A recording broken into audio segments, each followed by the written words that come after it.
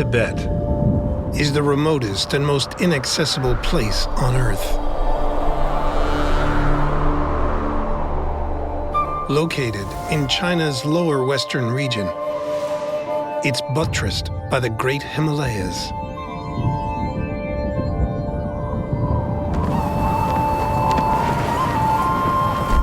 Despite parts of this land being as high as 15,000 feet, a diverse group of creatures somehow carve out an existence.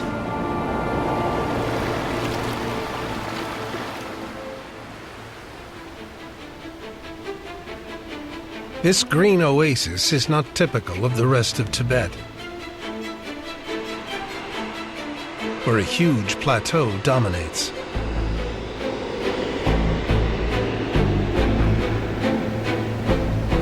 These alpine forests are a side effect of the Indian monsoon, which makes its way down Tibet's Yarlung Sangpo River that carved out this gorge 3 times deeper than the Grand Canyon. Traveling against the winds of the monsoon west along this gorge, and you eventually reach Mount Kailash, one of the Himalayan Great Peaks. The Himalayas are home to one of the world's most elusive cats, the snow leopard. Special adaptations allow this big cat to survive here.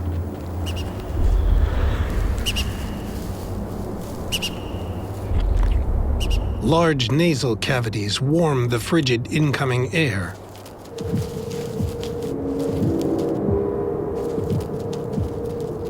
Its long, thick tail is primarily used as a counterbalance and also as a warming blanket in winter.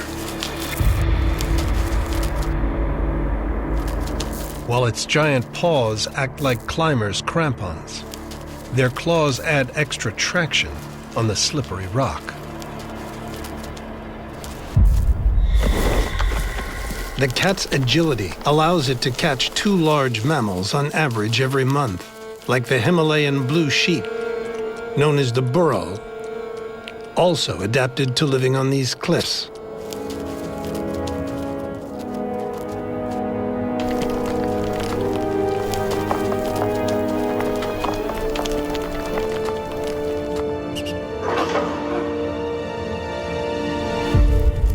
It's a game of cat and sheep, played out at almost 20,000 feet.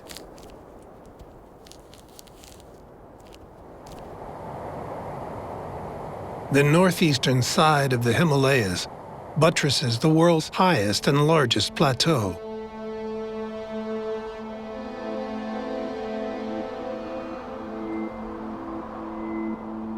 Extending over halfway into the Earth's troposphere, where oxygen is only 50% of that found at sea level.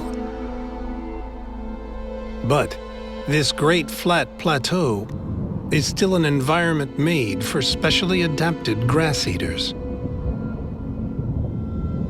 including a rare species of antelope, whose very existence was, for decades, under threat, as its fine wool was worth more than its own weight in gold.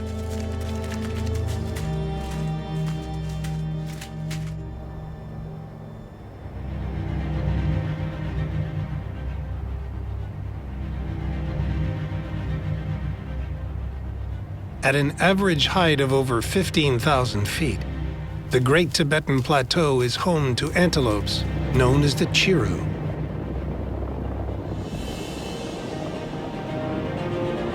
They are among the fastest land mammals recorded, reaching speeds of 50 miles per hour. Their DNA helped them function with less oxygen, and even repairs damage to cells from the high levels of radiation here.